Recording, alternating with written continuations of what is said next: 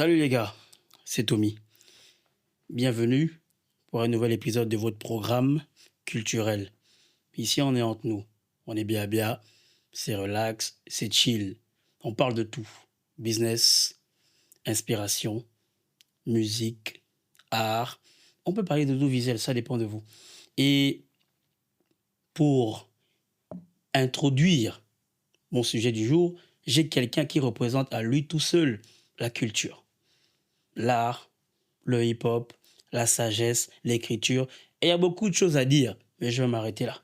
Mesdames et messieurs, je suis avec nul autre que Do, l'alchimiste. Bonjour Do, Bonjour, comment tu vas? je suis encore vivant. C'est Par la déjà ça. grâce. Ouais. Tu préfères que je t'appelle Do ou Donald? Comme tu veux, Donald, Do, c'est la famille. C'est comme Parce ça. que peut-être les gens se disent que c'est un pseudo. Ah, pseudo, Do. Ah, tu vois, à Ah, force, voilà. je parle avec toi, je commence Les à prendre rimes, les ça rimes. commence. Pseudo, Do. Bon, Ouais. on va naviguer entre les deux. Hmm. Sinon, quoi de neuf? C'est difficile de t'avoir, hein? Ouais, je suis très casanier et je suis aussi occupé. Bon, mais en tout Hmm. cas, c'est un honneur de te recevoir ici. Merci d'avoir répondu à l'invitation. Ouais, merci. Euh, de trouver que je pourrais être un sujet intéressant. Moi-même, je pense pas ça de moi, mais bon, je pense Non, que tu ça va le sais, faire. on a un truc en commun. Hmm. On parle beaucoup. On parle beaucoup. Moi, Ça, je dé- parle tous les jours. ça dépend. Voilà, moi, je parle tous les jours. Hmm. Mais toi, quand tu parles, quand tu t'exprimes, tu lances un paquet et après, tu retournes dans ta grotte un peu, quoi. Voilà, c'est un peu ça. Voilà. C'est-à-dire, je suis pas tout le temps là, mais lorsque j'arrive, c'est souvent pour dire quelque chose. Enfin, ce que je trouve intéressant à dire. Et c'est aussi un peu le cas avec ta musique.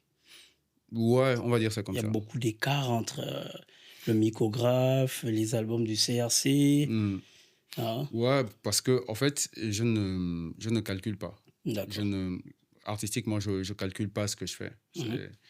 Je crée, c'est tout. Et ça, c'est par rapport à autant l'inspiration, à l'énergie, etc. C'est pas des trucs que je m'assois et c'est pas des trucs que je m'assois et je me dis, ouais, bon, là, Mhm. je vais calculer, je pose d'abord ceci, je fais d'abord cela, etc.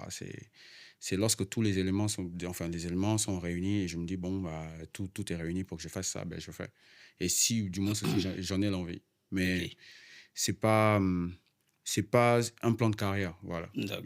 J'ai pas de plan de carrière artistiquement parlant. Ok. Je crée tout simplement, je fais selon, comme je disais, selon les éléments réunis, Mhm. et puis je fais ce qu'il y a à faire. Pourtant, tu es très apprécié par la communauté du hip-hop au Gabon. Ouais.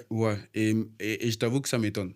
Je Mhm. t'avoue que je suis le premier étonné par ça. Il y a des gens parfois qui m'arrêtent dans la rue, qui me parlent de mon rap, mais je ne m'attends vraiment pas, mais vraiment pas du tout à ça. Mhm. Peut-être parce que de base, c'était pas ça le but quand j'ai commencé là-dedans. On va y revenir justement. Mm. Tu fais partie. Déjà, je veux savoir, est-ce que tu as un NIP? Ouais, Parce que numériquement, c'est difficile à trouver. Donc, je me demande, ouais. est-ce que tu as un NIP? Peut-être que tu ne veux pas qu'on te trouve, que si Non, on tape ton nom, on ne voit rien, quoi. c'est même pas que je veux pas qu'on me trouve. J'ai pas, j'ai pas un comportement d'artiste dans ma vie de tous les jours. C'est-à-dire que je ne me dis pas peut-être que les gens pourraient vouloir Mhm. me retrouver ou pourraient vouloir que enfin, avoir des informations à mon sujet, des informations importantes. Mhm. Je fais, je suis, comme je disais, je suis surpris. Je suis juste surpris par les retours que les gens font au sujet de ce que je fais. Mhm. Mais je ne m'assois pas, je ne me prépare pas en me disant, par rapport à ma carrière, il faut que ceci, il faut que cela. Je vais peut-être le faire. Mhm. Je vais peut-être le faire. Mais pour le moment, je ne voyais pas l'intérêt. Au sujet de la personne que je suis, pas au sujet de l'artiste que je Mhm. pourrais être. Mhm. Voilà, je ne voyais vraiment pas l'intérêt. Je me considère, mais vraiment, et là, ce n'est pas une histoire d'humilité, je me considère D'accord. vraiment comme une personne lambda. Genre, et c'est le cas de toute façon, en ce qui me Mhm. concerne. Le matin, quand je ne suis pas en train de travailler, je peux aller le matin acheter mes bédoums, Au calme. ou le kounou, et mes haricots. Je peux, d'ailleurs, je le fais encore, je prends le taxibus, je peux marcher, j'ai pas, en fait, je réfléchis pas en me disant, ah, il se peut que les gens me voient, il se peut que ceci, il se peut que On va cela. te critiquer que oh, c'est une Ouais. resta et tout et tout. Justement, je suis même pas une resta. Mhm. Comme j'ai dit une fois dans un morceau, je suis pas une star, la voie lactée, c'est loin des miens. Donc, c'est loin de ma vraie vie. Mhm. Et je ne me vois pas m'inventer, enfin, Ça, c'est mon point de vue. Je Non, ne dis pas vas-y, que les vas-y. autres le font. Mm. Mais je ne vois pas m'inventer une vie ou créer une vie parallèle. Une sorte de sphère autour de toi qui Une vie n'existe pas. parallèle pour dire voici ce qu'il faut que vous puissiez voir. Et avoir un autre moi que Mhm. personne ne connaît. Soit on me connaît, soit on ne me connaît pas. D'accord. Voilà, je suis comme ça. Soit les gens savent qui je suis réellement, Mhm. soit ils ne savent pas. Tu es guidé Soit ils donc savent. par la passion artistique, mais on va dire la sphère Starmania et autres, gardez ça pour vous. Moi, Voilà, je fait mon rap. voilà quoi. Vous appréciez, c'est bien. Vous Je n'appréciez n'appréciais pas, pas. c'est toujours pareil. C'est pas vous qui me nourrissez. Bon, je veux pas, je veux pas être aussi, comment dire, les Français de France diront trivial. Je veux pas être aussi trivial en fait. C'est juste que là, je fais de l'art un peu de la façon dont, tu vois, je vais par exemple m'habiller, je vais me dire, ah mais ce serait bien que je mette ce t-shirt là, ce pantalon là, cette culotte là. Je pense que Mhm. la chaussure là, je pense que ça me va et puis je mets et je sors. D'accord. Est-ce que je me sens à l'aise avec ça? Ouais.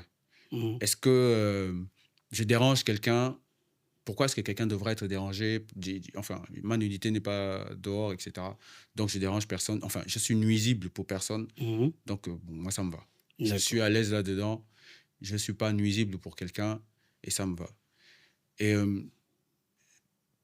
par exemple, je ne me suis jamais considéré comme étant un artiste engagé. D'accord. Beaucoup pensent que je suis quelqu'un de très engagé, mais je suis simple. Je dis ce que je vois. Là, tu es en train d'anticiper. Attends, Ouais, ouais. comment tu veux Voilà. me mettre les barrières? Attends, oh. Non, mais pour parler du genre enfin, ce que je fais artistiquement, comment est-ce que je Oui, considère les choses. oui. Voilà. Après, le rappeur, il est un peu celui qui dépeint son quotidien. Le Voilà. fait de dire certaines réalités sociales et autres ne fait pas forcément de toi un rappeur engagé. Bon, moi je respecte tellement l'engagement. Moi, je me dis, il y a des gens ailleurs qui sont réellement engagés Mhm. pour prétendre, moi, être quelqu'un d'engagé. C'est-à-dire, il y a des gens qui, c'est au dépend de leur vie, ils Mhm. engagent leur famille, leur propre vie, leur santé et beaucoup d'autres choses. Partout dans le monde, en plus. Oui. Donc, si moi, parce que je dis simplement ce qu'il y a sous mes yeux, Mhm. voilà, donc si je me réveille est-ce que si je me réveille un matin et que je commence à dire, il y a trop de poubelles dehors, est-ce que ça fait de moi un artiste engagé ou un gars qui dépeint simplement sa réalité? Je vois. Donc, moi, je me dis, bon, moi, je dépeins une certaine réalité. Je dis ce que je vois. Je dis ce que je ressens, Mhm. simplement. Et j'essaie de faire en sorte que ce soit bien à entendre. Oui. Voilà. Et voilà, simplement. Justement, ça tombe bien. En fait, tout ce que tu as dit là, c'est intéressant. On va revenir sur le dos, la jeunesse. Hmm. Tu nais un peu dans la décennie du rap, dans sa version la plus pure, selon les puristes. Parce que moi, c'est comme ça, on sait que le rap, commercialement parlant, c'est 79, c'est le disco. Après, beaucoup de personnes, on va dire, donnent la paternité du rap underground, ont bien engagé au morceau de Message. Le message. Voilà. Donc, toi, tu as grandi au milieu des années 80, 90. Hmm. Ça fait quoi d'avoir grandi, déjà en tant que jeune Gabonais, ça fait quoi d'avoir grandi dans les années 90, du moins 80, 90? Par quoi as-tu été baigné et tout le reste? Parce que bon, aujourd'hui, ta musique, il y en a qui ne font que la musique de la fête. On veut se demander, bon, est-ce qu'ils n'ont pas vécu les mêmes réalités et tout le reste? Évidemment qu'on n'a pas vécu les mêmes réalités et on ne va pas incriminer les petits frères qui font ce que tu appelles la musique de la fête. Mais moi, je suis né dans les années 80. J'ai commencé à écouter le rap dans les années 90 parce que, comme la plupart des gens, tu as un grand frère, un oncle, etc., qui écoute du rap et Qui enregistre avec les cassettes. voilà, qui te fait écouter ça. Et même nous, c'est comme mes grands frères. Bon, nous sommes en Afrique, on ne va pas dire cousins, mais pour Et que classique, les alors gens aussi. comprennent Oui. bien. Donc, mes grands frères, eux, ce qu'ils faisaient même, c'était mémoriser les programmations des radios. Ouais. C'est-à-dire que c'était même pas parfois les cassettes, ils savaient que cette radio-là, après tel titre, il y aura tel titre. Waouh. Donc, ce qui faisait que les gars, ils se mettaient, vraiment, c'était toute la journée, ils écoutaient la radio. Et quand c'est des parties de rap, ils savaient que là, il y aura bientôt tel titre, il y aura bientôt tel titre. Mhm. Et en vérité, moi, c'est pas tant que le rap. C'est vrai que le rap a été la musique la plus accessible pour moi. Mhm. Mais j'écoute la musique en général depuis que je suis petit. J'apprécie, j'aime la musique en général depuis que je suis petit. Mhm. Et j'ai des grands frères qui... Il y a un là qui m'a bassiné avec Tracy Chapman. Ouais. Il y a un autre, lui, c'était beaucoup de country, Kenny Rogers, etc. Wow. Et puis, il y a les parents qui écoutaient la musique, la rumba congolaise. Un melting pot, en fait. Voilà, donc il y avait tout ça là que j'écoutais. Et il y a ma mère qui écoutait aussi ça, la rumba congolaise. Et certains des trucs qu'on écoutait en Europe et tout. Et il y a l'un de mes grands frères qui, lui, vient un jour. Et donc, on écoutait du rap, mais c'était une musique pour moi un peu comme les autres, en fait, pour l'enfant que j'étais. Mais lui, il arrive avec une cassette qui a changé beaucoup de choses. C'est Qui sème le vent récolte le tempo de MC Solar. Wow. Et, L'album de la consécration. et j'écoute ça en boucle. Enfin, lui, il écoutait, donc j'étais obligé parce que j'étais tout le temps avec lui. Et j'écoute l'album en boucle, en boucle, en boucle. Et j'avais les morceaux, les paroles des trucs en tête. Donc, il y avait Caroline surtout et le morceau Victime de la mode et plein d'autres morceaux de cet album-là que j'avais en tête, je répétais. Et parfois, je marchais et je ne me rends pas compte que je suis un enfant. On m'envoie acheter un truc et je suis en train de rapper, de chanter des trucs de MC Solar. Et la même période, parce que c'était une période très intéressante, on va de 95 à 98, c'était une période très, très intéressante parce que c'est la période qui fait que je me dise, voici artistiquement ce que je veux faire. Je me retrouve tellement dans ça. Ça éveille quelque chose en moi, je ne comprends même pas ce que c'est. Et c'était une période, moi, ce que j'appelle l'âge d'or du rap, même en général. Parce qu'il y avait aussi aux États-Unis un morceau qui sort dans cette période-là qui s'appelle Gangsta Paradise de Coolio. Coolio, 95. Voilà, et je comprenais rien à ce qu'il racontait. Mais ça réveillait quelque chose en moi. Bien sûr, sur le refrain, le choir, voilà. tout ça. Là. Il y a ça, et la même période, les Fugees sortent leur album The Score. The Score. Avec le morceau Ready or Not, qui est l'un des premiers singles de l'album. Et c'était... Pour moi, je comprenais pas les paroles, mais ça me parlait. Je sais pas comment. Et oui, après, techniquement, Lauryn Hill, voilà, Lauryn Hill. Et la même période, en parlant d'elle, et d'ailleurs, j'avais un poster d'elle dans ma chambre. Le Miss Education. En devenant adolescent, j'avais un poster de Lauryn Hill dans ma chambre, parce que je kiffais les Fugees à l'époque.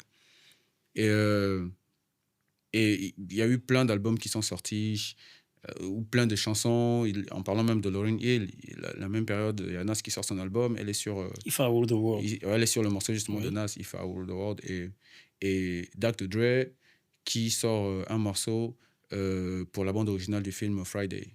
Keep the Head Riding, Keep the Ringing. Ouais, ding, ding, dong, et tout le reste. Et tout ça, moi, contrairement à beaucoup de gars de ma génération, après je sais pas trop, moi... Donc, par rapport à l'âge qu'on avait, je ne sais pas comment j'aurais pu écouter les African Bambaataa, je ne sais pas comment ils ont fait, mais bref. Mais c'est après en m'intéressant, mais là, clairement, aux racines, au rap, que même les Tupac, Biggie, parce que moi, je n'étais pas pro Tupac, pro Biggie. Déjà, j'avais quel âge? Donc, je n'étais pas pro Tupac, pro Biggie. C'est après que en m'intéressant à ça, que les débats, les machins, les gens qui discutent, les gens qui parlent, tu sais qu'il y a un Tupac, tu sais qu'il y a un Biggie, tu sais qu'il y a je sais pas, East Coast, West Coast, machin chose. Et il y a la mort de Tupac qui a fait parler, qui a fait jaser. Énormément. Et j'ai commencé à essayer de savoir qu'est-ce que lui il a fait, qu'est-ce que tel a fait. C'est qui, etc. Mais tu es dans les années 95, tu découvres le truc, tu as un enfant, ça joue avec tes émotions sans savoir pourquoi. Et puis peut-être parce que j'étais 95, 96, 97, jusqu'en 98, je suis un orphelin. D'accord. Et je perds ma mère. Et peut-être que je voulais me tourner vers quelque chose ou m'accrocher à quelque chose en disant, ça va être... ce sur quoi je vais m'accrocher pour me sentir vivant ou quelque chose comme ça. Ouais. Donc, tu as commencé à écrire après j'ai commencé à écrire, mais c'était pas des trucs sérieux, c'était pas... Il n'y avait pas une petite lettre à Ngola que tu écrivais, que je vais chanter ça. Non, mais écrire, j'ai essayé d'écrire des textes de rap. Le premier qui me vient à l'esprit, c'était... à l'époque, avant que ma mère ne décède, elle était à l'hôpital. Mhm. Et je me suis retrouvé... c'est une anecdote. En ayant mes parents, je me suis retrouvé dans un orphelinat. Mhm. Mais j'avais mes parents, en fait. Wow. C'est juste que, pour des choses assez compliquées, je me suis retrouvé avec des orphelins. Genre, ma mère avait une amie qui a fait, bon, le temps que toi, tu Tu te soignes et voilà, tout. tu es hospitalisé, le mieux, c'est de mettre l'enfant quelque part où... Je le garde. Voilà. Donc, je me suis retrouvé dans un orphelinat. Il fallait faire des trucs. Et c'est là-bas où je me rappelle avoir écrit un texte de rap. Une sorte de lettre à ta mère ou bien vraiment à côté? Non, on préparait, une sorte de fête. Mhm. Et des gens devaient faire des présentations. Oui. Et moi, j'ai dit, ah, je vais écrire, je vais faire un rap. Je vais faire une chanson rap. Tu as fait du ex. On m'a dit qu'il a rappé à son mariage. Ah! Big up, Big hein, up, ex. big up. Félicitations encore. Voilà, quelqu'un, peut-être qu'on parlera de lui, c'est Mhm. dans cette aventure-là Mhm. de ma vie d'artiste, de ma vie tout court, des gens Oui. que j'ai rencontrés là-dedans. Il y a Ex, qui est mon petit frère d'une autre mère. Mhm. Ouais. Donc, big up à lui. Mon type, big up à toi. On est ensemble. Donc, Do, Ouais. on arrive au début des années 2000. Hmm. Tu n'es plus un adolescent. Du moins, quand tu commences à entrer à l'âge adulte, Hmm. hein, tu deviens bientôt majeur. Hmm. Déjà, on va revenir au niveau de tes études. Hmm. Tu as choisi quelle formation? Au lycée, j'allais dans la comptabilité. Mhm. Voilà, comme depuis le lycée, tu peux faire ça. Mhm. Parce que, bon, de base, plus petit, je voulais être scientifique, je voulais être astronaute. Oh, la NASA. Ouais. Je voulais être astronaute et il y a eu beaucoup de complications. C'était dur, tu peux dire, hein? Non, c'est même pas l'école. C'était pas l'école. C'est des choses en lien avec la famille. En interne et En tout ça. interne. Et en lien avec la famille. Bon, j'ai pas envie de Non, parler d'accord, de ça pas de là souci. parce que ça risque de mettre à mal certaines personnes. Non, non, ça va. Ouais. On va pas énerver la famille. Voilà. Donc, il y a eu beaucoup de complications. Mhm. Faut juste dire, je peux juste préciser que la vie d'un orphelin Mhm. est très compliquée. Et Ouais. c'est quelque chose que je ne souhaite pas. Je peux pas souhaiter à quelqu'un de perdre sa mère depuis. Depuis le plus jeune âge, Voilà. c'est difficile à... C'est difficile. Et, donc, il y a eu beaucoup de complications, ce qui fait que le fait de vouloir être astronaute, c'était clairement un rêve et j'ai décidé d'abandonner ça. Et j'avoue que l'enfant que j'étais a pleuré lorsqu'il s'est rendu compte qu'il ne pourra plus jamais être astronaute. Parce que c'était vraiment là, quoi. Il faut que j'aille dans l'espace. D'accord. Après, bon, les études sont là. Ce qui s'offre à toi, c'est quoi? Tu vas faire compta. Puis tu fais de la comptabilité. Et mais je me sentais pas à l'aise là-dedans. Mais il fallait quand même faire plaisir à mon père. Mhm. Mais je me sentais pas à l'aise là-dedans. Je devais juste faire ce qui... Bon, il fallait qu'il y amener a un à faire. diplôme et tout le reste. Mais à côté de ça, j'étais... Même à la maison, j'étais quelqu'un d'un peu toujours introverti. Mhm. Je parlais beaucoup à mon petit frère, Ted.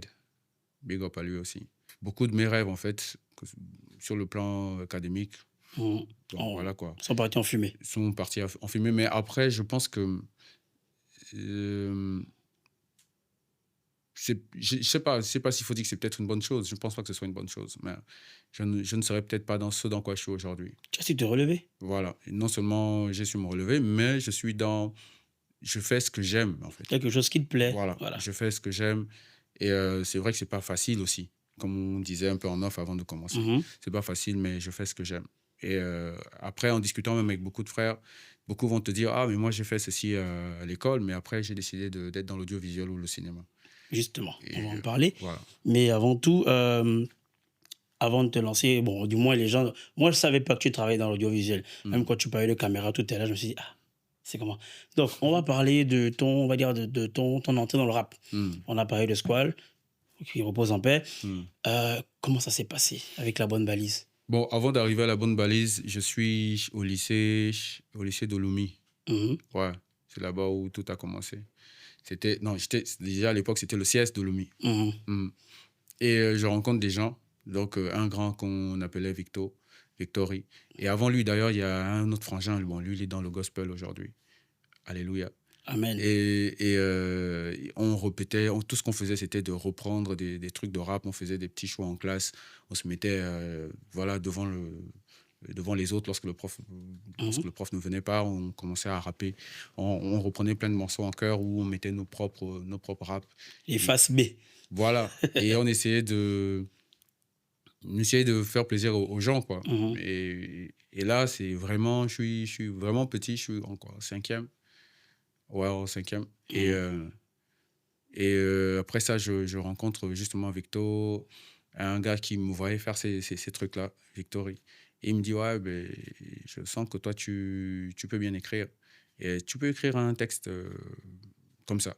J'ai écrit, je lui ai donné. Je pense 3 jours plus tard, il revient, il me dit, ah, mais écris un autre. Et je lui ai dit, je vais écrire un autre, Mhm. mais à la condition que tu me mettes dans la bande Ouais. des rappeurs, des grands. Parce que là, je te parle, je suis en cinquième, hein. Oh, ouais. Donc, dans la bande des grands du lycée et tout ça. Il me fait, ah non, mais tu es un petit. J'ai dit, non, non, moi, c'est ma Je condition. veux. Et il a fait, OK. Donc, j'ai commencé à traîner avec le grand. Et ça a été ma famille. Ça a été ma famille. Et j'ai rencontré d'autres rappeurs du lycée. Et l'anecdote, je ne sais pas si vous connaissez Virus, l'humoriste. Oui, oui. Voilà. Virus était dans la bande des rappeurs du lycée de Lomé. Ça. Après le CS, on est passé au lycée. Mhm. Il rappait avec nous, on avait créé un collectif. Mhm. Et il commençait l'humour justement à l'époque là, mais il rappait aussi, c'était aussi notre spécialiste en beatbox et tout le reste. Mhm. Et c'est au lycée que je fais la rencontre de mes frangins, ceux avec lesquels je vais créer un groupe qu'on va appeler LF Crew. Et l'un des gars connaissait un gars qui connaissait Dubaï. D'accord. Voilà.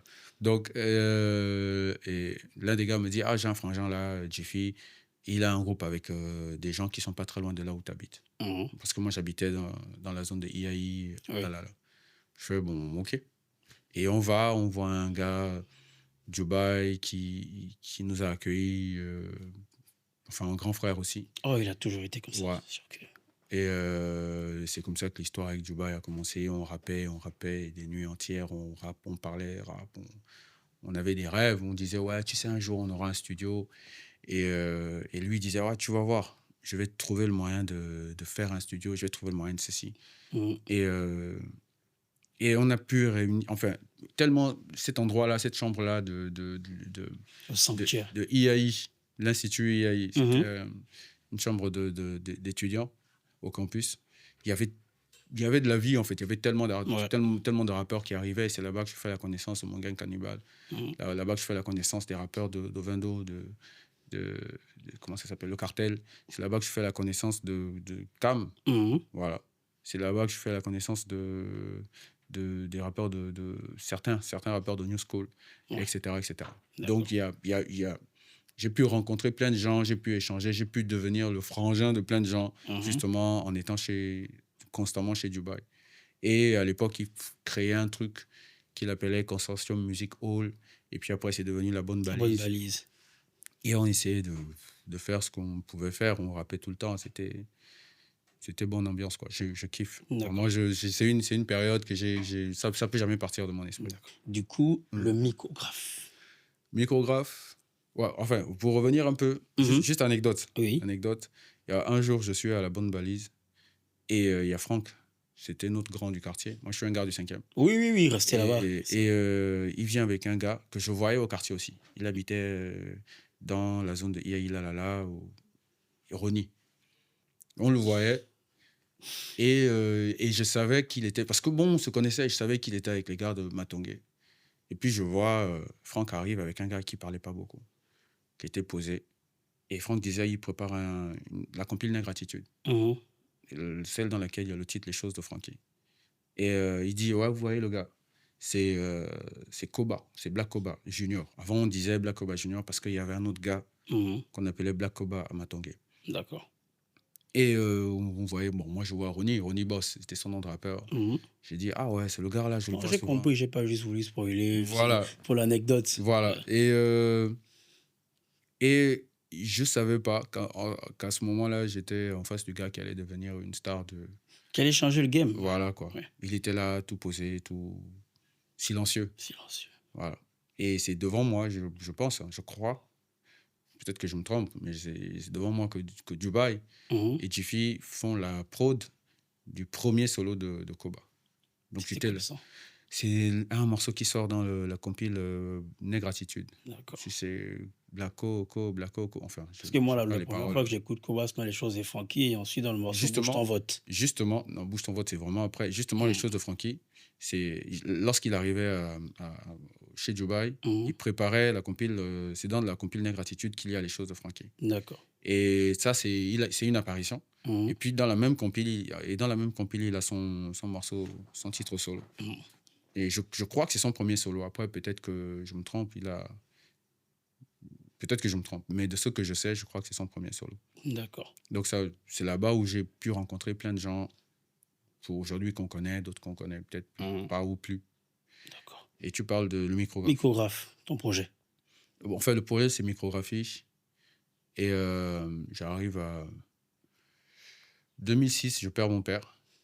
Donc, à ce moment, je décide d'arrêter tout. Coup dur sur coup dur, quoi. Voilà, je dis, bon, le rap, c'est bon, j'arrête avec ça. De toute façon, c'est une perte de temps. Mhm. Euh, les choses sont difficiles à l'école. Il faut payer le transport, il faut, en tout cas. Mais ça devient difficile. Mhm. Et j'ai un pote là-dedans qui me voit, Harris. Mhm. Et je pense que c'est lui qui fait que je reprenne le rap. C'est Harris. Le mérite revient, beaucoup de mérite. Enfin, il y a vraiment un mérite qui revient à Harris là, à ce sujet. Mhm. Donc, il vient me voir, il me dit non, avec des potes, on veut monter un studio. Oui. Tu peux m'accompagner? Je fais, moi, tes trucs de rappeur, Ouais, là, je suis déjà passé, je ne veux plus. je veux plus, ça ne m'intéresse pas. Et il insistait, donc bon, moi, j'ai accompagné pour pas le frustrer, en fait. Oui. Il insiste. Oui, Et je fais rien, bon, on va aller. il est bon, on garde des bons contacts. Voilà, Faut pas dire que le frangin, oh non. voilà, tu Ouais. vois, non. Et quand j'arrive, les gars ont un genre de studio et tout, et ils me disent, ouais, mais fais un test. Je dis, non, les gars, moi, je rappe. Non, c'est juste parce que le micro a un problème. On va mettre un truc, tu fais. Bon, ok. De toute façon, moi, j'ai pas. Mon but, c'est pas de poser des morceaux, c'est juste Voilà. pour aider les frangins. Tu n'as rien à perdre. Donc, je fais ça, je m'en vais.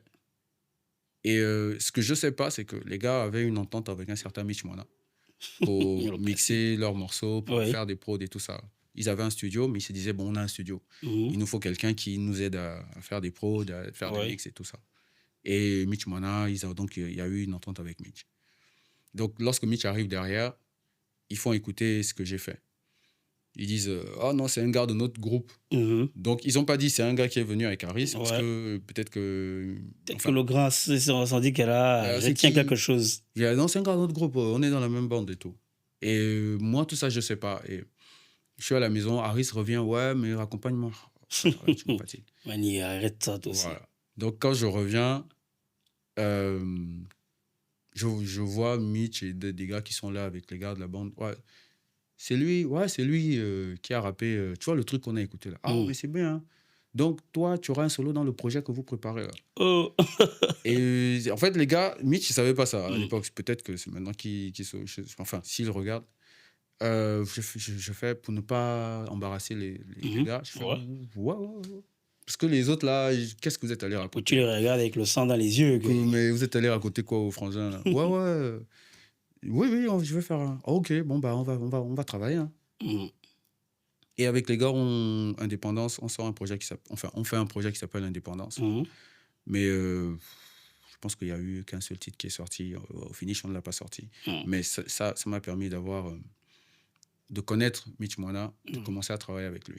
Mais l'aventure Indépendance, donc le projet Indépendance, c'était à refaire, je referai. C'est de bons frangins. Vraiment, je connais des gars, je pense, aujourd'hui, c'est comme des frères, en fait. Et il y a K12, il y a Anibus, il y a un frangin qu'on appelle Lil Dog, il y a évidemment Harris, il y a Mermoz, et je sais plus. En tout cas, c'était une famille. Enfin, c'est toujours une famille. C'est vrai qu'on se voit de moins en moins, mais c'est une famille. K12, Calibre 12. C'est comme ça que de fil à aiguille, je me retrouve maintenant à continuellement travailler avec Mitch Moana. Et à un moment donné, il est question de faire un album. Et c'est toujours Harris qui aussi, on parle à Mitch, quoi, mais il faut que Do ait un album. Ouais. Il faut que... hein. Mhm. Et Mitch fait, ouais, mais je suis pas contre. Et on s'est retrouvés là à travailler sur un projet. Et entre-temps, mes frangins que je rencontre au lycée, donc les gars du LF Crow, donc lyricistes philharmoniques, les deux avaient voyagé. Mhm. Donc, il y avait il y a un qui était d'abord au Bénin, ensuite il est allé en Afrique du Sud, et un autre qui, en tout cas, il était plus à Libreville. Ok. Et ce qui fait que j'étais seul là. Et je me suis retrouvé avec les gars d'indépendance. Mes parents, mon père était parti. Mitch Moana me propose, enfin, on est d'accord pour travailler sur un projet. Mhm. Et puis voilà, je vais là-dessus. Mhm. D'accord. Ouais. Et Et l'album de base devait s'appeler Ghettographie, mais un gars en France, c'est justement à la même période, mhm. Kamel Ancien, qui sort un album de même nom. Waouh. Et c'est même d'ailleurs Dubaï qui me dit, ah, type là, tu peux pas appeler ton album Ghettographie. Kamel Ancien qui l'a fait déjà.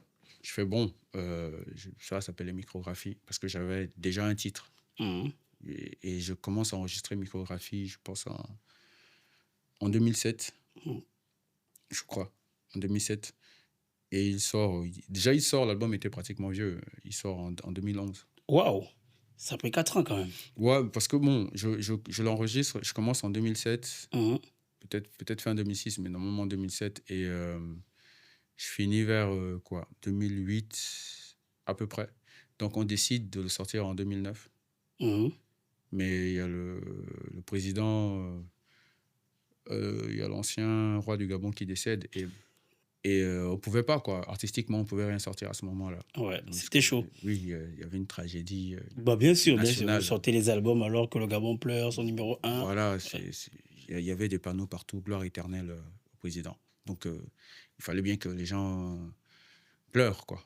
Mhm. Bref, et on ne pouvait pas, en 2009, sortir le projet. Et je pense qu'on a eu presque pratiquement toute une année, Sabbatique. voilà, quoi, Ouais. artistiquement, c'est-à-dire Ouais. on ne pouvait rien sortir. Et les gens étaient occupés à chialer. Et donc, 2010, on relance la machine parce que le studio, je pense, était fermé. Donc, 2010, on relance la machine. Et c'est début 2011 qu'on sort le projet. Ah, ça met du temps quand même. Ouais, on sort le projet. Mais le clip, Micrographie, je pense qu'il passe à la télé dans les 2008 ou 2007 aussi. Le clip, c'est un vieux clip. Et donc, quand l'album sort, pour moi, Mhm. il était déjà vieux. D'accord. C'est- C'est du vieux matériel en fait. Pour moi, mais les gens ont kiffé. Mais pour moi, mais je peux faire mieux. Ouais. Je peux faire mieux que ça. Et c'est comme ça que je décide et bon, l'album sort, on fait des trucs et tout ça là, mais je commence à écrire sur d'autres projets. Et l'aventure Studio Garage, ça a été une très belle aventure. Et je donne beaucoup de respect à Mitch Moana. Big up, hein, Ouais. Bitmana. Big up. Vraiment, c'est à une époque où des gens, enfin, dans les sphères, en fait, où on pouvait retrouver des rappeurs, les gens s'accordaient à dire que ouais, Do, il rappe bien. Mais personne ne prenait le risque de... Après, je comprends, c'est de l'argent, c'est de Bah, l'investissement. bien sûr, c'est un investissement. Personne ne prenait le risque de produire, de mettre un jeton sur Do. Un bon rappeur, mais bon, ça va, quoi. Il est bon. Il est juste bon. Voilà. Il n'est Et, pas bankable, machin. voilà, Ouais. tu vois. Et lui, il a pris du temps, de l'énergie. Il a dépensé de son argent Mhm. pour faire en sorte qu'on écoute ce que je fais. Et il m'a donné la liberté artistique, c'est-à-dire que quand je fais Micrographie, il n'y a pas eu d'influence de producteur dans ce sens. Petit fait. Il n'y a pas eu de ouais, je veux que tu fasses ceci. Si l'album n'a pas ça, il faut que tu. Non, non, non, non. Artistiquement, j'ai eu. Tu as géré ta DR. Voilà. Il me donnait des conseils. Mhm. En grand frère, il me dit non, mais tu ne penses pas que ce serait mieux. Et c'était à moi de dire voilà, voici ce que je veux, voici. Ouais. Ah oui, tu as raison sur ce point, etc. Et on a construit ça comme ça. D'ailleurs, l'album, le premier single aurait pu être autre chose, mais c'est moi qui ai insisté. J'ai dit non, je veux que le premier single, ce soit le morceau Micrographie. Parce que c'est ton premier single qui va déterminer l'identité artistique quand les gens vont te... Titre éponyme et tout Voilà. le reste. Non seulement ça, mais ce avec quoi on te connaît Mhm. va déterminer en fait l'idée que les gens vont se faire de toi artistiquement. D'accord. C'est-à-dire, Jul, qui rappe très bien hein, quand il veut, lorsque il fait un album rap, les gens Ouais. vont faire c'est fort, mais c'est pas du Jul. Et pourtant, Il rappe c'est bien, Jul qui vient ouais. de rapper là, tu Il vois. rappe bien. Donc, il y a une idée, c'est-à-dire que ce qui fait connaître Jul a fait que les gens Se sont éloignés un peu de... restent en mode, voici du Jul, c'est ça Jul. Ouais. Donc, moi, à l'époque, je me suis dit, pour ceux qui, enfin, les morceaux qui devaient, le morceau avec lequel Mhm. on devait me connaître, fallait que ce soit celui qui détermine, enfin, qui mette dans l'esprit des gens une idée à mon sujet. C'est-à-dire Mhm. que ce qui devait réellement rester, c'est Micrographie. Et est-ce que tu te faisais déjà appeler l'alchimiste à cette époque? Non, non. En fait, le concept, c'est lorsque je sors l'album Micrographie, je me fais appeler le micrographe pour créer un concept. Effectivement, parce que j'étais connu avec ce nom. Voilà. Je me suis dit, l'alchimiste, c'est quoi? Il a lu le livre de Paul Coelho ou quoi? Non, je l'ai même lu après à cause de ça, à cause D'accord. de l'alchimiste, parce qu'il y a un frangin qui me dit « Ah, mais tu as lu Paulo Coelho ?» J'ai dit « Non ». Il me dit « Tiens, je t'envoie le bouquin. » Le bouquin, lit. Ouais. Donc, j'ai lu et ça m'a plu. C'est l'un des meilleurs bouquins que j'ai lu d'ailleurs. D'accord. Et micrographie, en fait, le micrographe, c'est un concept. Mhm. C'est-à-dire, lorsque je sors un projet, pour moi, je me dis que je ne sors pas seulement un album, je sors une façon de faire, une façon de voir. Je sors un concept, en fait. Mhm. Les gens, la plupart des humains suivent des mouvements. Ouais. La plupart des humains s'accrochent aux mouvements, aux idées, aux révolutions. Je prends un exemple. Si j'ai un t-shirt Nike Mhm. et un t-shirt, je ne sais pas, d'une marque locale, par exemple. Oui. Les deux sont faits de même tissu, cousus de la même façon. Mhm. Nike va coûter beaucoup plus cher. Non seulement il y a des éléments qui font que ça coûte beaucoup plus cher, des Bien sûr. éléments où c'est importé, etc. Mais il y a aussi, Nike vend beaucoup plus une idée, un mouvement, Identité un et tout le concept. reste, oui. Voilà. Que même le tissu. Et c'est pour cela que lorsque tu vas regarder les publicités de Nike, ils vont pas trop te dire oui, lorsque tu portes du Nike, c'est de la flexibilité. Ouais. Ils vont faire une pub sur l'identité, sur des mouvements. Et je pense que j'ai l'exemple de la pub avec Copernic, D'accord. qui est un sportif. Mhm. Mais comme il y a eu une grosse histoire derrière lui en rapport avec le racisme et tout ça, Nike a misé sur lui. Ouais. Voilà. Donc, pour revenir à ce que je disais, lorsque je fais le micrographie et que je sors l'album, je me dis, il faut que je sorte une idée, D'accord. un mouvement, une façon de faire, une façon de concevoir l'art ou de concevoir le rap, une façon de se concevoir même d'ailleurs. D'accord. Et du coup, ça va donc faire partie pour montrer que ça peut être une identité. Mhm. Donc, je me suis fait appeler le micrographe. D'accord. C'est pour vraiment rester... Ok, je vois. Et donc, il y a eu une phase de transition où avant, sur les réseaux sociaux Mhm. et auprès des gens, quand je préparais le projet L'Alchimiste, c'était le micrographe, bientôt alchimiste. Donc, c'était une sorte de transition. Transition, ouais. Et après, c'est devenu l'Alchimiste. Et c'était au moment où je préparais le projet L'Alchimiste, Alchimiste. etc. Que tu as beaucoup teasé.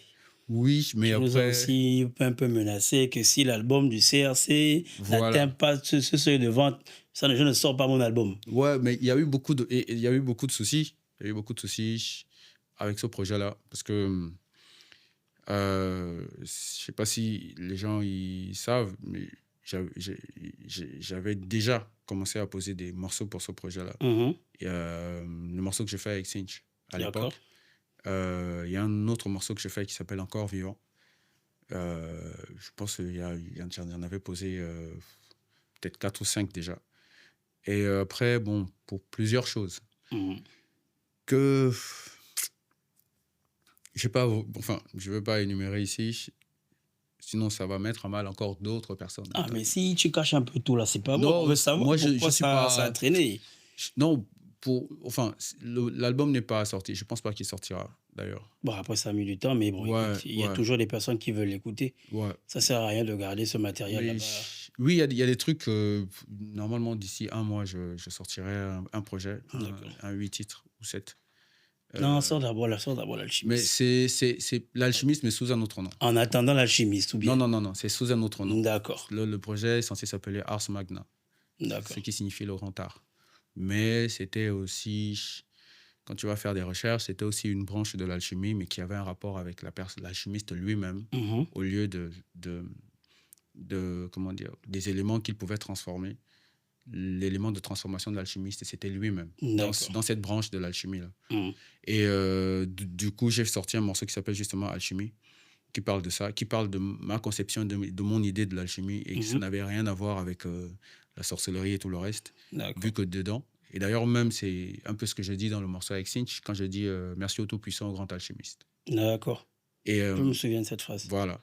Et dans le morceau Alchimie, je parle de ma conception, de mon idée, Mhm. à moi, pas pour les autres, de mon idée de ce que c'est que l'alchimie. Et c'est pour ça que dedans, je dis l'amour véritable, c'est ça l'alchimie. D'accord. Et je parle de Jésus-Christ en disant que c'est lui le grand alchimiste. Et moi, je ne suis même pas alchimiste, en fait, je suis disciple de Jésus-Christ. Donc, disciple de, Tu es son instrument. voilà, disciple de l'alchimiste. Donc, celui qui transforme les choses et qui transforme les gens. Mhm. Et qui peut faire en sorte que tu partes d'un état vil à un état précieux. Wow. Donc, c'est tout ce concept-là. C'est pas seulement un mot comme ça. C'est-à-dire Oui. que quand j'allais à une certaine étape de ma vie, une étape différente, où je me disais que j'ai été quelqu'un qui a beaucoup pleurniché, Mhm. quelqu'un qui a beaucoup pleuré sa mère, parce que ça a été un traumatisme pour moi. Il faut que j'arrête de pleurer, il faut que j'arrête d'être une victime. Déjà. Après, tu es humain, hein? Oui, je suis humain, mais le monde s'en fout que je pleure ma mère ou pas. Bah, tu t'en fous aussi, tu as perdu ta mère. Oui, j'ai perdu ma mère, mais est-ce que mes enfants, en venant au monde, vont devoir souffrir du fait que je souffre du manque de ma mère? Eux, ils m'ont, Oui. tu vois. Et moi, je veux pas qu'ils endurent ça. Tu veux pas qu'ils en disent ça, mais tu veux pas qu'ils te voient faible. Là, on est Non, en mais train de sortir, on va dans un truc plus psychologique. la Mais... faiblesse, c'est relatif. D'accord. Ça dépend de la situation dans laquelle on se retrouve. Mhm. Je trouve que c'est relatif. Je me dis que c'est normal qu'un enfant voit de temps en temps Son père heureux. son père, même faible. Fort. Même faible. Fort, ok. Même faible. Je dis que ça peut être normal pour qu'il ait une véritable idée de ce que c'est que l'humanité. Ouais. Parce que, évidemment, tu dois montrer la force. Évidemment, tu dois incarner la force chez lui. Mhm. Mais il ne faut pas qu'il y ait en grandissant une sorte de désillusion en se disant mais papa était toujours fort, donc ça veut dire que je suis un minable. Si je me sens faible là en ce moment, c'est que je suis peut-être un minable parce que papa était toujours fort, on m'a toujours dit d'être fort, etc. Ouais. Mais si de temps en temps, parfois, il voit de la faiblesse, il sent de la faiblesse, Mhm. et il sent que tu t'en caches pas, il comprend en fait il va comprendre que c'est humain. Mais comme papa est beaucoup plus fort, enfin il est fort le plus souvent Mhm. que lorsqu'il est faible. Donc, ça arrive de flancher, mais il faut se relever. C'est humain. C'est humain, mais il faut se relever, il ne faut pas rester dans cet état-là. Et moi, je parlais de ma mère, et le morceau, je fais ce morceau-là, j'ai écrit ce morceau-là, Alchimie, en étant dans cette idée-là que en étant ce disciple de Jésus-Christ, cet enfant de Dieu-là, je vais maintenant me considérer comme ça. Mon identité, ce ne sera plus l'orphelin. D'accord. C'est ce que je me renvoie à moi-même, mais ce sera l'enfant de Dieu. On laisse orphelin à Baponga. En tout cas, Franck, c'est pas moi qui ai dit. Donc, mais je pense que même Franck est en mode enfant de Dieu. Il en a souffert, oui. Et puis, il en a souffert, il en parle dans ses morceaux. Et il est en mode enfant de Dieu, en mode Godson. Il donne des cours. C'est important, on se retrouve, on se regarde, je comprends en fait ce qu'il dit, et je comprends le fait qu'il se retrouve dans cette situation-là où il dit, bon, lui aussi c'est un enfant de Dieu, il met God devant, et c'est très bien. Oui, en tout cas, en ce qui me concerne, je trouve que c'est très bien. Et donc, je parlais de cette transformation-là dans l'alchimie, d'où l'alchimiste, de celui-là qui part de cet état-là à un autre état, mais pas par ses propres forces, ses propres moyens, mais par la force que Dieu lui donne et parce que Dieu est dans sa vie. Et pour moi, Jésus-Christ, c'est le plus grand exemple qui soit en termes d'humanité, bizarrement. C'est-à-dire qu'on dit qu'il est, pas bizarrement, on dit qu'il est Dieu. Oui, il est, pour moi, il est Dieu, mais en termes d'humanité, pour moi, c'est le plus grand exemple. Je suis en train de me faire après. On me prêche la parole, là. C'est le plus grand exemple parce que c'est quelqu'un qui... Si tu as un peu de recul, tu regardes comment il s'adressait aux gens, tu vas te dire, mais il est arrogant, il est rebelle, le gars. Mais il a la réponse à tout. Il sait tout. Non seulement il a la réponse à tout, mais lorsque des gens sont dans le faux, il dit, non, mais c'est pas vrai. C'est pas vrai ce que vous dites, c'est pas vrai ce que vous faites. Ah, Mani, c'est faux. Et Jésus, c'était un grand rebelle. Et sérieusement, c'est lui Et un autre morceau, là, il y a deux choses qui ont influencé le fait que je signe souvent Rebelle Music. Mhm. Et Jésus-Christ, mais sérieusement. Et il y a le morceau Renegade de Eminem, Oui, avec avec Jay-Z. voilà. Ce que les gars disent dedans, toutes les paroles de ce morceau-là, je me dis, mais je me retrouve dans ce que les gars là disent, surtout dans les couplets de Eminem. Et après, avec celui de Jay-Z, c'est un débat que j'ai souvent avec des frangins. Faut laisser ça. Voilà. Donc, Jésus-Christ, sa personnalité, ce qu'il était, Jésus-Christ humainement même, Mhm. est l'une de mes plus grandes inspirations. Et ce qui fait que, d'ailleurs, c'est ma plus grande, pas l'une de mes, c'est ma plus grande inspiration. Mhm. Et c'est ce qui fait que je, je, je, je, je, je change, en fait. J'arrête d'être le gars qui pleurait et je deviens, par la force ou par la grâce de Dieu, Mhm. réellement, celui qui est encore vivant. Tu t'es relevé. Voilà, Amen. celui qui est encore vivant. Et donc, tout ça là, a influencé le pseudo, le concept alchimiste, etc. C'est pas simplement un beau mot comme ça que j'ai pris. D'accord. Il y a tellement de choses. Il y a une idée de transformation, une idée de changement, une idée d'être en contact avec l'homme philosophal et de devenir une personne précieuse, en fait. Donc, Et de faire aussi en sorte que ce que je dis, mhm. ce que je suis, soit ce qui aide les gens justement à changer. C'est-à-dire que tout comme Jésus-Christ, en étant en Jésus-Christ ou en étant avec lui, moi, au contact des gens, que je devienne aussi un homme philosophal et participer à la transformation des gens, à leur changement, au changement même, enfin, à les aider à changer positivement et avoir la vie différemment, du moins s'ils étaient dans un état peut-être pas bien, on va dire. Donc là, tu te mets à la pêche des âmes à travers ta musique. Bon, à la pêche des hommes, je ne peux pas décréter ça de moi-même. Je me dis que dans la Bible, c'est Jésus-Christ qui dit ça de Pierre. Oui, mais il y a beaucoup de spiritualité dans ce que tu racontes. Oui, évidemment qu'on ne peut pas exclure la spiritualité de l'être humain, en vérité.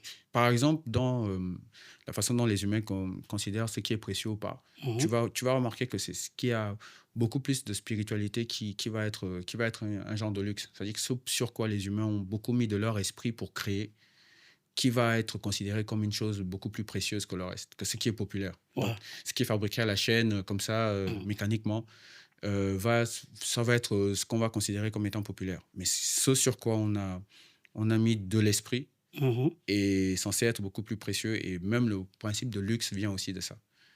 Donc, et ce qui est fabriqué à la chaîne est souvent populaire. Donc, essaie de transposer ça avec la musique. Ouais, Tu sauras de je quoi vois. parle. Donc, c'est souvent beaucoup plus populaire et il n'y a pas de problème. Moi, je n'ai pas de problème avec le fait qu'il y ait beaucoup plus de Toyota Corolla que de Rolls-Royce. Mhm. Voilà. Clairement. Voilà. Donc, et une Rolls-Royce ne va pas jalouser Ou même non. pas 1000 Toyota. Voilà. Ça reste la Rolls, le prestige, le luxe. Voilà, c'est différent. Ce n'est pas seulement à cause des moyens qu'on met dessus, mais à cause des moyens qu'on met dessus pour acheter, mais de tout ce qu'il y a derrière le concept Rolls-Royce. C'est-à-dire, on va prendre du bois, du bois de cèdre, du vrai cuir, de l'ivoire, alors que c'est interdit d'en avoir, mais on va prendre des choses et les gens vont faire... dans ça, le gars est dans le rap. Et les gens vont travailler à la main, vont vraiment mettre d'eux-mêmes, quoi. C'est pas que des robots qui vont être derrière tout le processus de création des Rolls-Royce. Donc, je transpose ça à la musique, mais c'est spirituel. L'art est spirituel. Dieu, pour moi, c'est un artiste. Et à tous les niveaux, toutes les cultures et toutes les sociétés du monde, pour s'adresser à Dieu, chantent. Il y a quelque chose de spirituel dans la musique. Et surtout, donc, le rapport à Dieu s'établit beaucoup mieux par la musique. Wow. Donc, si Dieu a mis un courant comme ça, ou a mis une force comme ça dans la musique, ça veut dire que de façon horizontale, parce que de façon verticale, c'est de nous à lui, de façon horizontale aussi, ça peut être là, de partager ça, de mettre quelque chose dans les esprits des gens. Et la musique sert à faire ça. Et si spirituellement on est plus ou moins debout, on peut aider les autres à se relever aussi. D'accord, c'est intéressant ça. Alors rapidement, on va revenir sur ton passage avec le CRC. Hmm. Et surtout, on va parler de ce que tu essaies de fuir depuis là, le côté audiovisuel, ce que Hmm. tu aimes un peu en dehors de la musique. Hmm. Donc déjà, à quel moment le CRC se crée? Bon, il y a, je pense en 2009 ou 2010, il y a Stentor qui m'écrit. Il prépare un album. Mhm, Donc, c'est un membre du CRC.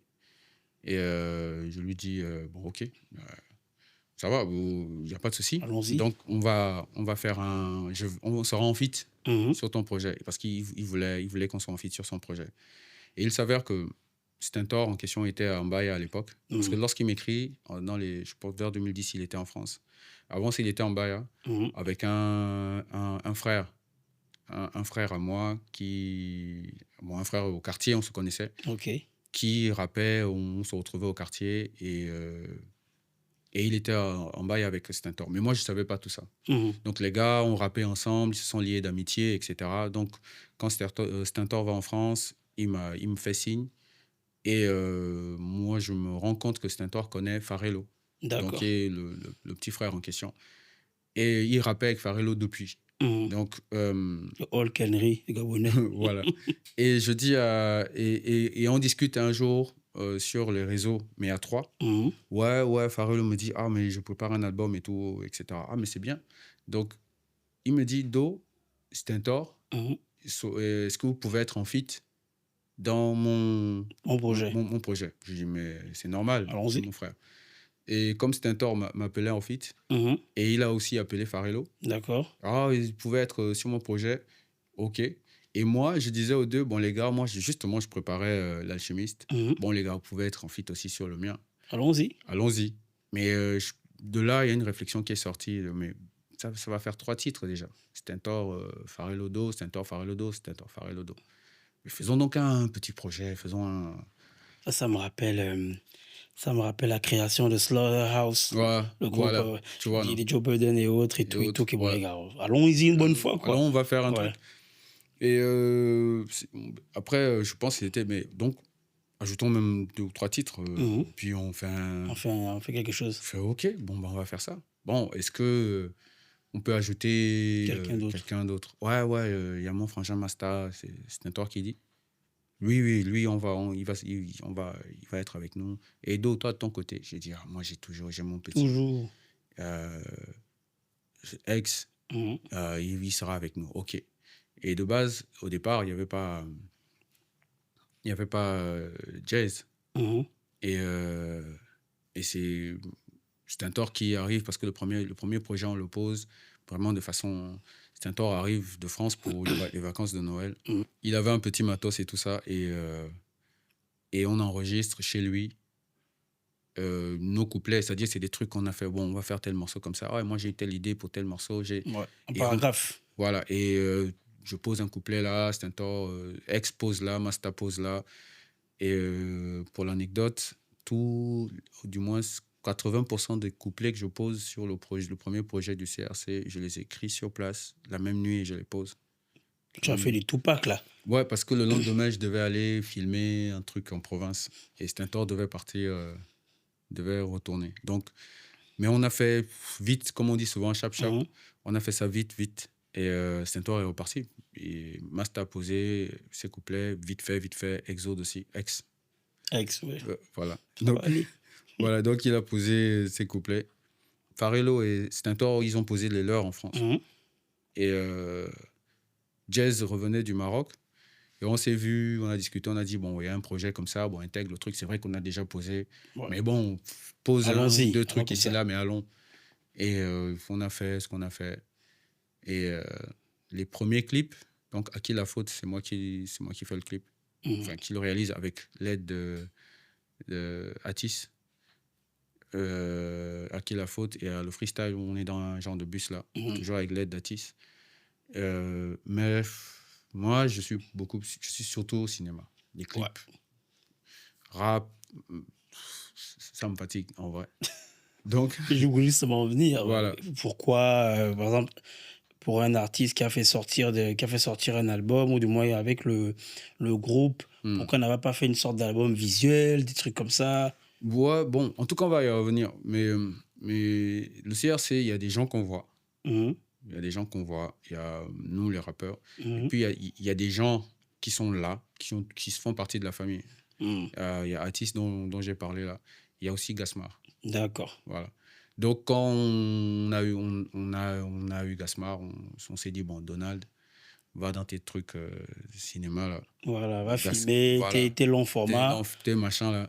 Mais Gasmar, lui, il va gérer les clips et tout le reste. Donc, il y D'accord. a Farello aussi qui sait monter. Il y a Atis, il y a Gasmar, il y a moi aussi. Donc, sur ce point-là, on est assez Les calme. Avengers, quoi. Ouais, sur ce point-là, ouais. D'accord. Et on a fait l'album, il est sorti. En vérité, on ne s'attendait même pas à ce qu'il y ait un retour. Ouais. Et on a été surpris par les retours qui ont été faits. Vraiment, quoi. Du moins, c'est pour ma part. Vraiment très surpris. Les gens ont apprécié. Nous-mêmes, en vrai, on ne s'attendait pas à ça. On faisait un truc parce qu'on aime bien. Ouais. Et on aime bien le rap. C'est tout. Mais les gens ont kiffé et ça a donné ce que ça a donné. Ce qui fait que quand tout le monde est arrivé au Gabon, on a dit, bon, les gars, on va lancer sur un deuxième. C'est Page qui manque. Voilà. Et on a Ouais. fait cet album-là. Considéré comme l'un des meilleurs projets rap de l'histoire du Gabon, hein. Bon, Je ne dis pas moi, hein, mais beaucoup on de nous a personnes l'ont dit. dit. Beaucoup de Bon, on personnes nous a l'ont dit. dit. Voilà, beaucoup de personnes l'ont Et dit. je veux pas te contredire. C'est Voilà. vrai que il faut savoir il faut savoir être modeste, mais la modestie n'exclut pas la réalité ou la vérité. Donc, Donc, Do, hmm, le micrographe. Do, le micrographe, bientôt alchimiste. hmm. Étant donné que tu sors un projet bientôt, on s'attend à un changement de nom. Non, bon, non. Moi, Do le disciple. Non. Moi, ça va être Donald, tout simplement. D'accord. Tout simplement. Ou Donald, même, à la limite. Et on va parler du cinéma. Hmm. C'est notre dernier axe. À quel moment tu te dis, bon, moi, la comptabilité, c'est bon, j'ai fait le boss, merci, mais tu n'es plus là. Et puis, de toute façon, il faut que je me débrouille, je suis pas heureux. Hmm. Moi, je vais filmer les gens pendant 2 heures ou bien pendant 3 semaines. À quel Hmm. moment tu te dis, bon, Bah, c'est le cinéma. déjà, j'ai pas du tout fait d'école de cinéma. Mhm. À l'époque, j'allais à ce qui était le Sénassi, juste m'asseoir comme ça. Bon curieux. Essayer de connaître des gens pour, je sais pas, peut-être qu'on a besoin des gens et pour apprendre des choses. Et j'ai rencontré des gens qui ont eu la capacité de travailler sur des projets de documentaires, de ceci, et qui m'appelaient. Mhm. Ouais, est-ce que tu peux? Et moi, j'arrivais sur des plateaux, je voyais comment ça se passait. Et petit à petit, je suis allé là-dedans. Mais pourquoi? Parce que, comme je disais, en fait, c'est pas tant que... Je me considère pas comme rappeur. Je me Mhm. considère comme... À la limite, c'est vrai qu'avant, je trouvais ça... J'aimais pas ce mot-là. Je n'aimais pas qu'on dise de moi que je suis un artiste. Ok. Maintenant, je peux dire ça. Ouais. Mais je me considère comme étant un artiste. Point. D'accord. Parce que le cinéma, ça me parlait aussi. Mhm. L'image, tout ce qui se rapportait à l'image, le cinéma, ça me parlait, mais vraiment beaucoup. Mhm. Et je me disais, il faut que je réalise des films, mais il ne faut pas que je fasse des choses, il ne faut pas que je sois un charlatan là-dedans. D'accord. Donc, je veux réaliser des films, il faut que j'apprenne. Mhm. Et pour apprendre, maintenant, il y a des écoles là-dedans, mais pour apprendre, qu'est-ce que je fais? Je vais là où on fait du cinéma. Et c'est ce que j'ai fait. Donc, j'ai essayé de rencontrer des gens, j'ai appris sur des plateaux. Comme qui ou cite Euh, des noms, donne des références. je On ne prends sait un jamais, tu exemple. peux aider un frère qui est en train de regarder. Je prends un exemple avec Samantha Bifo. Mhm. Voilà. Et la première saison de Parents mode d'emploi. D'accord. Par exemple, avant ça, je faisais des clips, je faisais mes trucs avec les appareils réflexes, les Canon et tout le reste. Mhm. Mais lorsqu'il a été question de cinéma, je me suis retrouvé à ce qui était devenu Légis. Mhm. Et il y avait Samantha qui préparait un projet et elle m'a appelé et je me suis retrouvé sur son projet. Et à un moment, je me suis retrouvé à la télé à travailler sur des émissions. Un exemple, c'est l'émission Lonzimba D'accord. qui passait à la première chaîne. Et après, j'ai travaillé sur des courts-métrages avec des frangins en mode amateur, en mode Ouais. machin. Par exemple, Edwin qui a réalisé des courts-métrages, mais bon, je crois que c'est sorti, je ne sais pas. J'ai tellement de projets, je ne sais même pas, je vais te citer quoi. Celui sur lequel je travaille, c'est celui d'un réalisateur gabonais qui s'appelle Amédée D'accord. il a un projet qui s'appelle La fresque des oubliés. Mhm. et je ne peux pas parler Non, non, davantage du projet. Et on aurait bien aimé avoir un peu de spoil, mais bon, on a déjà le titre, donc ça va. voilà, voilà. Et avant ça, il y avait Mami Wata de Samantha Before. Mhm. Euh, Donc, tu es dans, en fait, tu es dans l'équipe, carrément. ouais, et l'équipe technique, D'accord. voilà. Et lorsque on aspire à réaliser, il faut avoir l'humilité d'apprendre, Mhm. de faire le tour, de comprendre les enjeux, de poser des questions, de regarder ce qui marche, de regarder Ouais. ce qui ne marche pas, de voir ce qu'on aurait pu mieux faire, de comprendre le langage cinématographique, Mhm. de, de savoir ce qu'on fait réellement. Mhm. C'est-à-dire que c'est pas parce que tu sais prendre une caméra, Que tu es bon. appuyer sur REC, Mhm.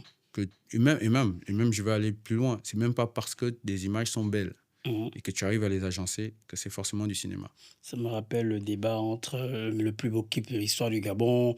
Les gens disaient tu n'as rien compris de combat. D'autres disaient Tupac de Mickey. Il y en a qui disaient ouais, mais c'est juste de belles images. En vérité, c'est pas ça, c'est pas ça.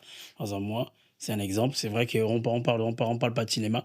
Mais Mm. pour moi, le plus beau clip de l'histoire du Gabon reste Bovenga de Vico Secondo à cause du scénario, à Mm. cause du scénario et la manière dont tout est agencé. Je Je me pense que dis, ça devait être André Auton, oui, on était en au- 90, je me dis, si André ce Auton à clip la réalisation. ce clip est refait aujourd'hui avec la même idée et les caméras, le matériel qu'on a aujourd'hui, Mm. ce serait une beauté, quoi. Ouais, Bovengangoy, je pense, pour l'époque, même si ça m'a beaucoup fait peur Bien quand sûr, j'étais bien, petit, nous mais tous, c'était pour notre les- thriller. pour l'époque, c'était une prouesse. Ouais, c'était une prouesse ici. Surtout, tu vois, la partie du masque. Le masque qui s'envole et Voilà. ouais. Donc, je suppose qu'ils ont dû prendre. Enfin, je suppose, après, je ne sais pas, le crin, le machin, pour pouvoir faire ça, mais c'est un beau clip. Mhm, Bon, il faut toujours relativiser lorsqu'il est question de définir ce qui est le meilleur, ceci ou le meilleur, cela. mhm. Mais bon, moi, j'ai pas en tête une idée de meilleur clip dans la musique au Gabon. Et de meilleurs films dans notre histoire. Bon, le meilleur film, j'hésite entre La Cage de Philippe Maury et Les Tam Tams se sont tués. J'en ai entendu parler, mais je n'ai pas pu regarder ça. Ouais, j'hésite entre ces deux films-là au Gabon. Euh, pour moi, mais bon, il y en a qui ont fait. Il y a monsieur Henri Jo Mhm. qui a fait Les couilles de l'éléphant. Je voulais dire ça, mais Et peut-être pas comme c'est comment un ça va très sur bon YouTube, film. ça peut être censuré.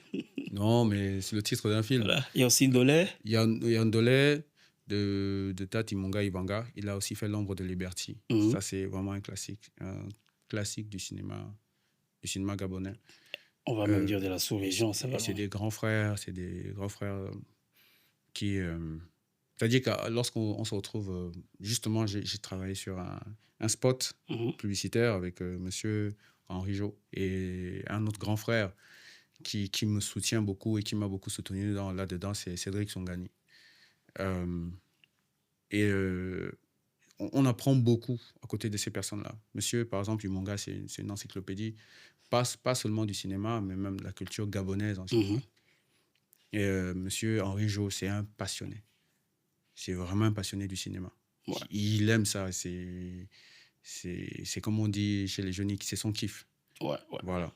Et, et j'ai observé ces aînés-là, ou ces oncles, ou même ces pères, j'ai envie de dire. Mhm. Et c'est comme ça, je pense, hein, qu'on apprend le mieux, sur des plateaux, en étant autour de ces personnes-là. Bien sûr, l'expérience, Voilà. c'est sur le terrain. Mm. Sur le terrain. Donc, à quand un long métrage signé Donald Angoué? Le long métrage, je ne pense pas que ce soit pour le moment. Mais j'écris, d'ailleurs, j'écris un court métrage ou même un moyen métrage. Je ne sais pas, là, on verra à la fin. J'ai fait une première proposition et et il y a des modifications à apporter là-dessus. Il y a un bouquin aussi que j'écris. Mhm. Il y a encore des modifications, mais bon. Euh, je vois enfin, on verra ce que ça va donner à la fin, si j'arrive à trouver un bon éditeur et tout ça. Mais il y a des documentaires sur lesquels je suis en ce moment. Ok. Ouais, des documentaires, le court-métrage, là. Pour le moment, pour le moment, le nom prévu pour le projet, c'est Monyo. Mhm. Monyo qui signifie la vie, je pense, en Pounou. D'accord. Ouais, je suis J'aime bien ce mot-là. Ok. Voilà, j'aime bien la langue pour nous, même si je comprends Et ça traite de quoi?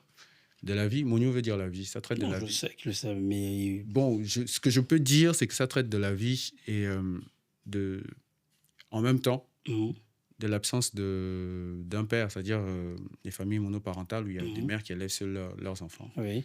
Ça traite de ça, de l'absence du père et de parfois essayer de faire comprendre peut-être que lorsque notre père biologique, ou du moins humain, j'ai envie de dire, n'est pas là, ben, on a Mhm, un père qui est au ciel. Et que aussi, il y a cet amour-là que nos mères qui nous élèvent toutes seules, mhm. enfin celles qui élèvent toutes seules leurs Oui. enfants, c'est cet amour-là qu'elles ont et c'est très fort en fait. C'est important, mais, mais que l'absence d'un père affecte aussi ça peut affecter un enfant et faire en sorte que qu'il soit pas enfin complètement abouti, on va dire. D'accord. Alors, Do, Ouais. merci beaucoup. Mm. J'ai une dernière chose. Mm. On est sur on a un petit jeu Mhm. quand on termine l'émission. Quand je dis on, c'est parce que le réalisateur aussi m'a poussé l'idée. Mhm. C'est une sorte de face à face. Tu réponds oui, non ou tu fais un choix. Mm. Donc on va aller sur 5 questions. Mm. Première question, le micrographe ou l'alchimiste? C'est-à-dire, quelle version de toi préfères-tu entre les deux? Donald. Tu as le choix entre la première et la deuxième version. L'alchimiste. D'accord. Donald, c'est mieux. Ces pages qui manquent ou le projet à venir? Bon, enfin, le projet à venir n'est pas encore sorti, donc pour le moment, c'est pas ce qui manque. D'accord. Solo ou CRC? CR solo. Là, tu triches toi aussi. Tu triches. Non, c'est pas bon. Tu triches. Ouais. Donc, bon, la question, elle a l'air évidente, mais cinéma ou documentaire? Bon, le documentaire fait partie du cinéma. D'accord, bon, ce que je voulais dire, c'est... Fiction ou documentaire? Voilà, c'est un peu ça, si tu veux. Euh, je vais dire fiction. Même si D'accord. le choix est difficile, les deux, c'est pratiquement la même chose pour moi, en fait. Un peu, d'accord. Et tu supportes quelle équipe de football? Mais Parce que je vais finir dans ça. bon, la plus grande équipe de tous les temps, en fait, là, je parle pour moi. Hum, Pour moi, hein, mhm. la plus grande équipe de tous les temps, c'est USB, Union Sportive de Bitam. Oh, Après, en numéro 2, chez moi, on a le Barça. On a le Barça. d'accord. Donc, justement, la question. Messi ou Ronaldinho? Messi ou Ronaldinho? Non, Messi. Avant, c'était Ronaldinho, mais là, maintenant, c'est Messi. D'accord. Ouais. En tout cas, Do, Ouais. ça fait un plaisir de te recevoir. On a beaucoup parlé, on a échangé. Mm. On a beaucoup parlé de spiritualité. Ouais, J'ai c'est très vraiment important. apprécié. Je reçois la parole. Peut-être que demain, qui sait, Mm. je peux aussi devenir voilà, Tommy, le disciple. Oui, mais après, Donc, mesdames et messieurs, c'était votre programme. Salut les gars, c'est Tommy. Présenté par les studios Perspective. Merci à Vision Neo et à Will, à la caméra. Merci à l'agence Aura. Merci à moi-même, je fais comme Snoop Dogg. Et merci encore à Do. yeah.